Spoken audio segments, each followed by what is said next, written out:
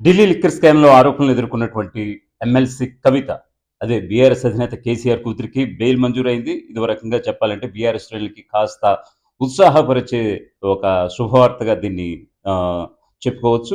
ఇదిలా ఉంటే గనక ఢిల్లీ లిక్కర్ స్కామ్ కేసులు, ఎందుకంటే 2019 కరోనా టైంలో ఒక ఢిల్లీలో లిక్కర్ పాలిసీ రూపొందించినటువంటి ఈ సంఘటనకు సంబంధించి సాక్షాత్తు ఢిల్లీ సీఎం అరవింద్ కేజ్రీవాల్‌తో పాటు అక్కడ ఉన్నటువంటి డిప్యూటీ సీఎం మనీష్ సిసోడియాతో పాటు ఎమ్మెల్సీ కవితతో పాటు మరికొంతమంది కూడా అరెస్ట్ అయ్యారు. మరికొంతమందికి కూడా బెయిల్ వచ్చింది. ఈ తరహాలోని దాదాపు మార్చి 15న అరెస్ట్ అయినటువంటి ఎమ్మెల్సీ కవిత సాక్షాత్తు ఈ రోజు గనక తేదీ గనక మనం గమనించినట్లయితే సుమారుగా 6 నెలలు పైబడే ఉన్నారు ఆమె జైల్లో.